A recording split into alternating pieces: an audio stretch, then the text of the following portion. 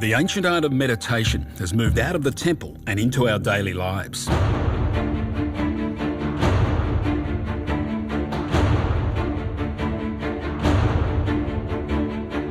It's practiced by top-class athletes, even taught in some of the most powerful corporations in the world. You don't have to be Buddhist to meditate. You just have to be a person with a functioning mind.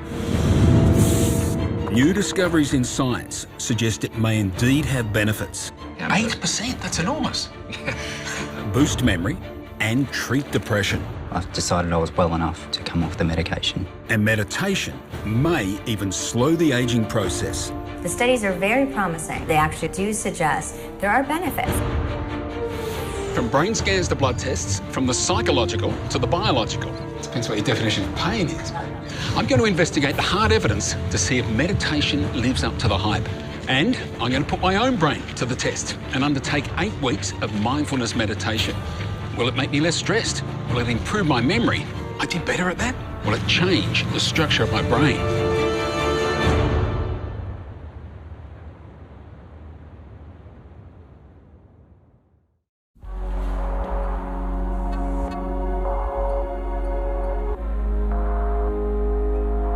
Londoner Nick Brewer is a yoga and meditation teacher.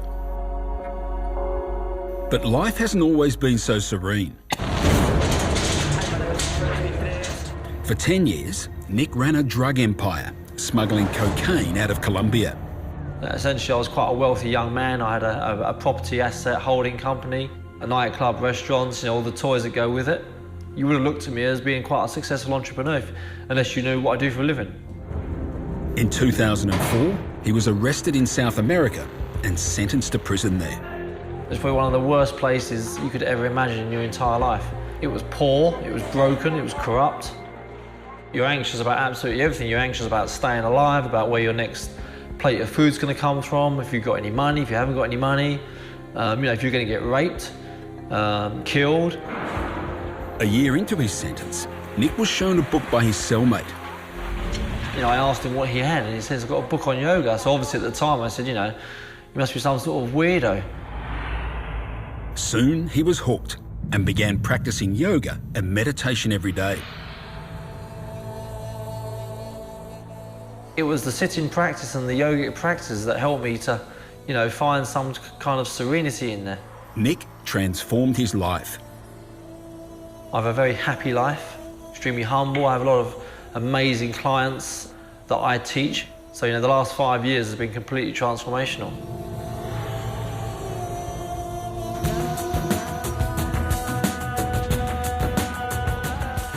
Like Nick, I guess, I'd never really contemplated whether meditation could do anything for me. But the more I hear about the research, the more keen I am to see whether it has any effect. So, I'm going to try it myself for 2 months. Step 1, learning how it's done. I'm off to see Dr. Richard Chambers, who's a clinical psychologist, but also an expert in mindfulness. He's going to teach me how to meditate, apparently.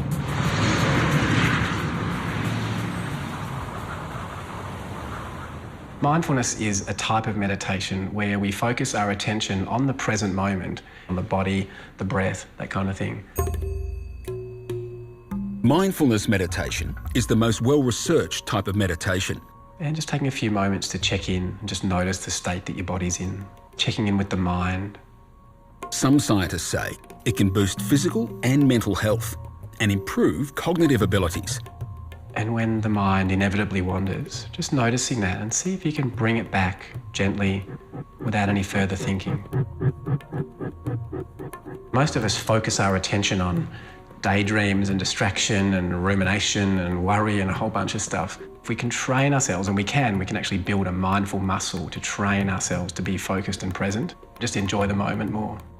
Key to building this so-called mindful muscle is strengthening the prefrontal cortex. If the brain were an orchestra, the prefrontal cortex is like the conductor. When we notice our attention's wandered and we bring it back to the present moment, we activate the prefrontal cortex. It's forming new synapses, new connections, and getting thicker and stronger, kind of like a muscle. And will I feel a greater sense of well-being or more relaxed, or? Why don't we wait and see what happens for you? I mean, I'm going to predict yes, but One of the best ways to learn mindfulness is through the doing.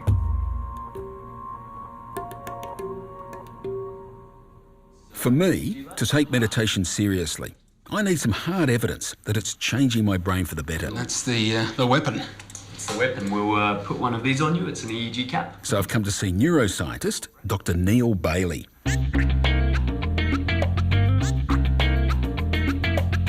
He's about to put me through a raft of rigorous tests to get a measure of my brain power at the beginning of the 8 weeks meditation. All right, Graham. Looks like we've got some brain activity. Fantastic. Contrary to popular opinion. First up, an EEG to measure my brain's electrical activity. When we activate it, it will give you a gentle electrical shock. Oh, that's annoying. Is it annoying but not painful at all? Oh, depends what your definition of pain is, but yeah. The tests will measure my memory, my reaction time, and my ability to focus. You're to respond to the meaning of the emotion of the word and try and ignore the emotion on the face. Okay, so angry face could have the word happy underneath. Exactly.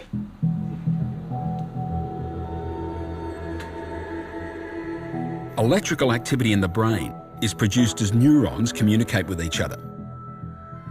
The synchronized signals are brain waves. When you meditate, alpha and theta waves increase, and activity in some parts of the brain decreases, allowing me to focus.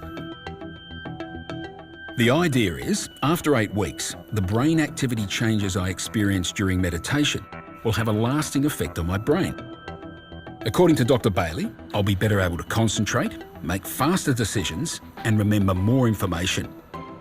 Most extraordinary though, my brain may even become more energy efficient.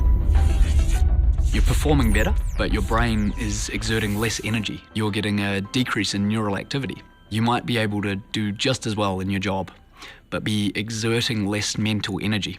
So when you get home, you're less tired. Beyond enhancing my brain's performance, I also want to know if meditation can have an even more dramatic effect and actually change its physical structure.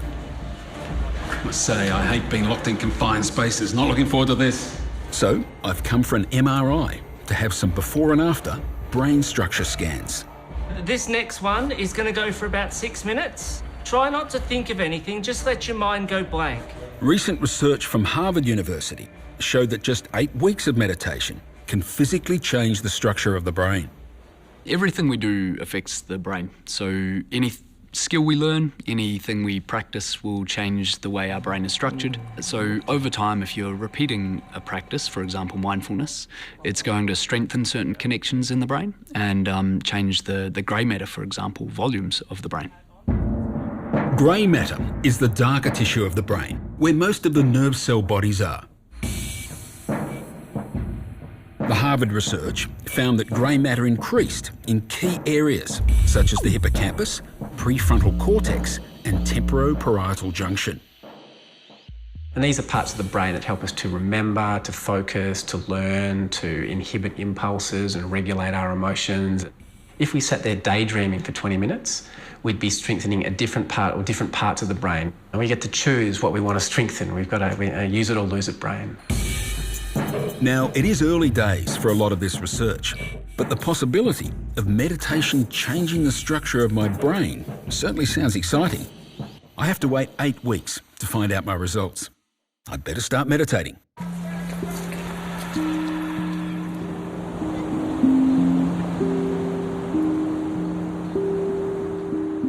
Okay, at the end of week 1, it's now breathing meditation, and that's more challenging. You're just focusing on that one thing, your breath, which I find very easy to get distracted from that. But can meditation change the body as well as the brain? A handful of studies show it may be good for our health by reducing inflammation and stress hormones. So far, there's an interesting growing list of some of the different ways that meditation affects the body. The question US researcher Dr. Alyssa Appel wants to answer is, can it also slow down aging? Been looking in particular at aging markers. By now, the field has a pretty good collection of very interesting studies that do suggest that there are benefits to our rate of aging. signs of ageing can be seen inside the body's cells, specifically in the tiny caps at the end of each chromosome, known as the telomeres. Our telomeres protect our genes. Now, what happens as we age, our immune cells divide and the telomeres shorten. Those protective caps get shorter and shorter. So we want to keep those intact. Basically, the shorter the telomeres, the faster the ageing. Several studies have compared the telomeres of meditators to non-meditators. It looks like telomere length, that measure of how our immune cells age, stabilizes more and doesn't shorten in the meditation group. Other studies have measured telomerase, the enzyme that protects those precious telomeres. Those studies have suggested that telomerase can go up and telomere length can be better maintained during those periods. And we wait for lots of replications before we say something is true or a fact. The studies are very promising, very suggestive.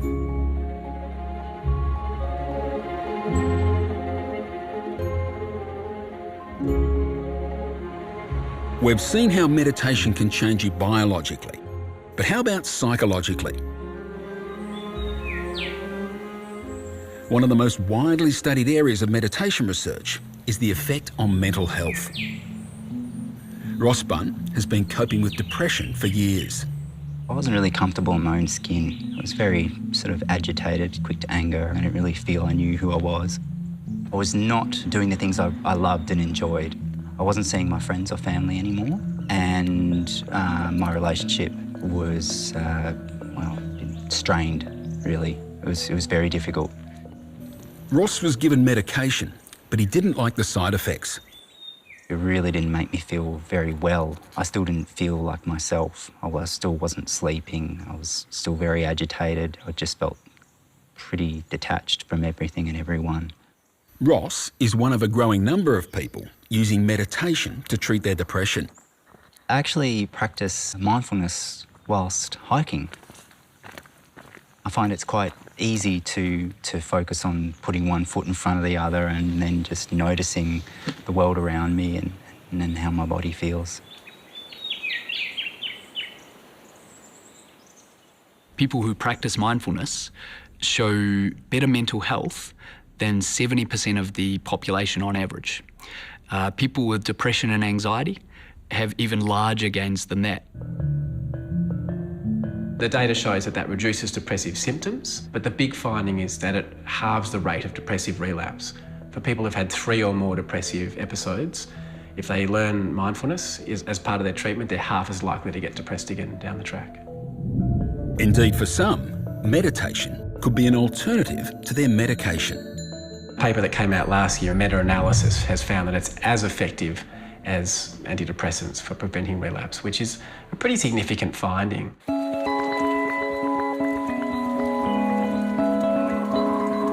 Did it make a difference to you? Yes, absolutely.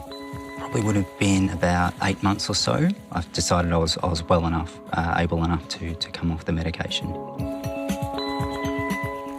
Dr. Richard Chambers believes mindfulness meditation works because it breaks the cycle of depressive thoughts.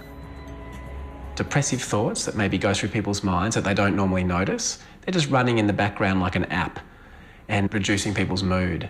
So mindfulness helps them to notice that and then just to recognise it as a thought rather than taking it seriously, believing it, trying to push it away, which then gets the attention very much caught up in that kind of rumination. Just noticing it, let it go, bring the attention back to the present.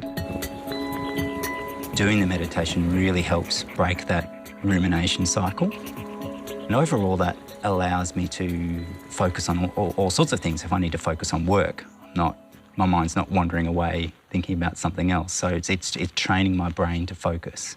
That's the main aim. So how exactly does meditation train the brain? One of the things that many types of meditation do is exercise our attention muscle. And boy, that's an important muscle. This so-called attention muscle may exert some control over one of the brain areas tied up with emotion, the amygdala. When the amygdala gets activated, that's when we feel fear and anxiety and that sort of thing. So its purpose is to give experience an emotional salience. In something like depression or anxiety, it becomes overactive, and so it's constantly activated and providing that sensation of anxiety or fear or hypervigilance.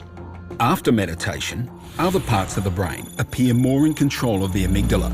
What happens is, in theory at least, and from what we can tell from the brain scans, when you've practiced a lot of mindfulness, both the prefrontal cortex and the hippocampus, those regions exert more regulation on the amygdala and dampen the effect of that anxiety or fear coming up.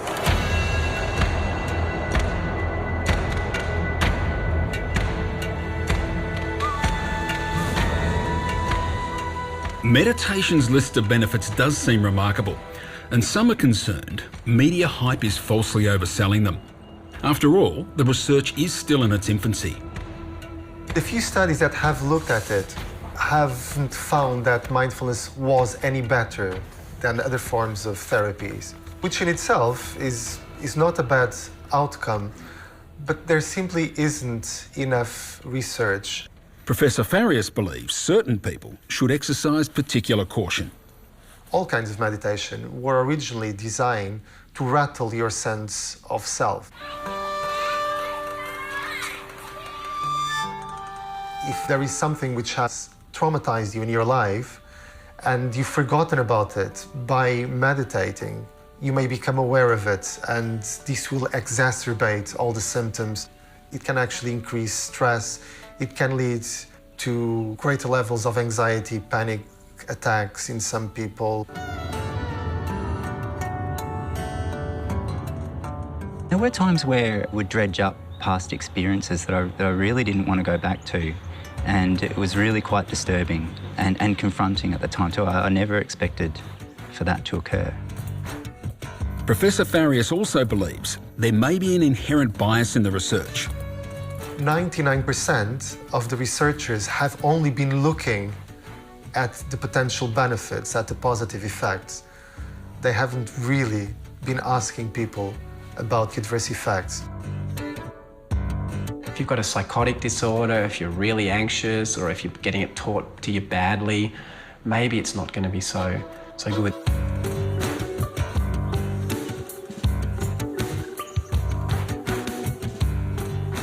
Gee, when you're going through a stressful time, you've got a lot on your mind. It is really hard to get all that stuff out when you're meditating. I'm finding it really hard at the moment. It's time for a catch-up with Dr. Richard Chambers. So I might just check in. How's your practice been going? I'm the scientific type. You know, I'd like to do a lot more experiments before I draw any conclusions, but I'm feeling more relaxed than I have been for some time, and I notice the stress, but it's not like I'm sucked into it. I just sort of cruise through, which is very good. Reducing stress is one of the most commonly reported effects of meditation. You know, the stress isn't actually in the situation. The stress is in our relationship with the situation. But stress is a complicated thing. We can't avoid stress. Stress is an embedded part of life. And in fact, engaging in new things and challenges is very good for us. But we need to make sure that we have enough reserve in our days, or at the least in our weeks. And that's where meditation might help. Meditation and mind-body activities are a wonderful way to build our kind of physiological and psychological resiliency.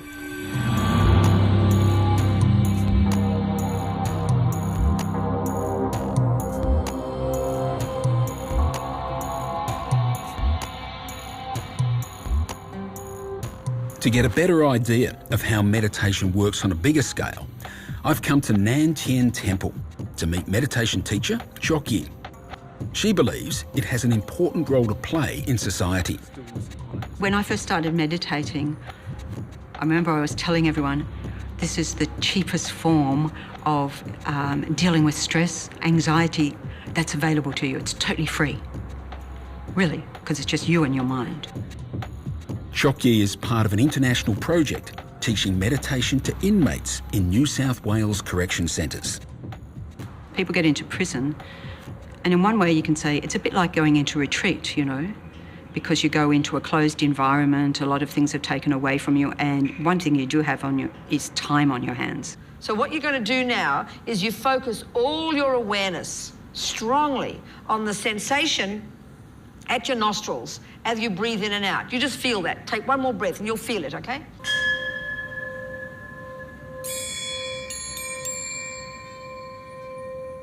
She believes it improves mental health and aids rehabilitation. And it doesn't take very long to see the effects in a prison environment.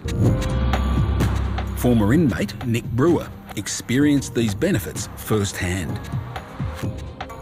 There were deep shifts in my psychological patterns and thought patterns about the way I felt about myself and life. And it started a whole rehabilitation process. I think every one of us, whether we're in prison or out, and we look at our lives by not knowing what's going on inside ourselves until the words vomit out the mouth or until the fist does the punch, you know, you get into trouble in life. They learn more about themselves. They learn what is it that triggers me.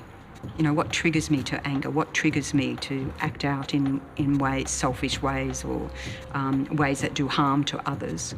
Professor Farias studied the effect of meditation on prison inmates in South America.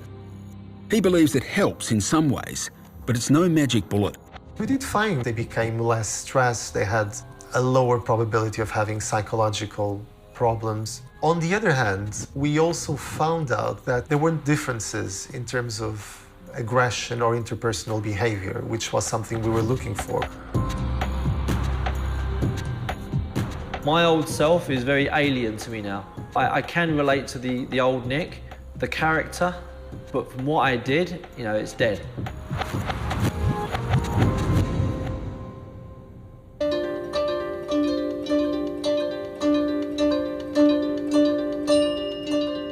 It's 8 weeks later, and my personal trial has come to an end. Who would have thought I'd ever take part in a group meditation session? There you go. Anyway, my 8 weeks is up now. I'm off for my results. Neil. I'm back to Monash to find out if all the dedication has paid off. Thank you. I'm keen to see if I've made a difference to my brain. Yeah, let's see. 3 hours of cognitive tests and brain scans later, It wasn't bad this time. I've got to wait a week for the results, apparently, though. and it's results time with Dr. Bailey and MRI expert Dr. Chow Saw. Overall, you did better in 3 of the 5 tasks, better behavioural performance. Oh, it's fantastic. Not only that, you exerted less brain activity, so you spent less energy to do better. This one in particular was your memory task.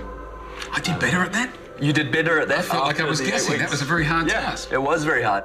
Oh, yeah, that's annoying. It was actually one where we were distracting you with that tiny electrical shock. I remember it well. At the same time as you were trying to remember stuff. It feels like it's easier for me to intervene if my brain's doing something I don't want it to do. Yeah, that's cool. And that's actually a really interesting point for this next slide. Your reaction time to unexpected events. You cut your reaction time by 400 milliseconds. Really? It's almost half a second. Yeah. That's huge. It's massive. If you're driving a car and a pedestrian steps out in front of you, 400 milliseconds is probably a life-saving amount of time. That's very good news. I feel like I passed. Cool. Yeah. I was better at the tasks, but had my brain physically changed? So what did my brain scan results show? All right, let's start with the structure changing at the 3 brain regions that's been reported before. There were indeed changes in my grey matter density in several parts of my brain. They're big changes in the scheme of things. Yes, that's very interesting finding, yeah. The most dramatic change was in a part of my hippocampus known as the dentate gyrus, where new brain cells are produced in adults. 22.8% increase. It's enormous. Yeah, it's huge. That's really large. And that means something's definitely going on. You've got what we call neurogenesis happening. In other words, new brain cells were growing. And there's more. My hippocampus is also exerting more control over something called the default mode network, which is associated with anxiety. These changes are not usually seen in someone my age. Younger people show that pattern more than older people. It's as if my brain's getting a little bit younger. Yeah, you've reversed the aging process a little bit in your brain. Who could complain about that?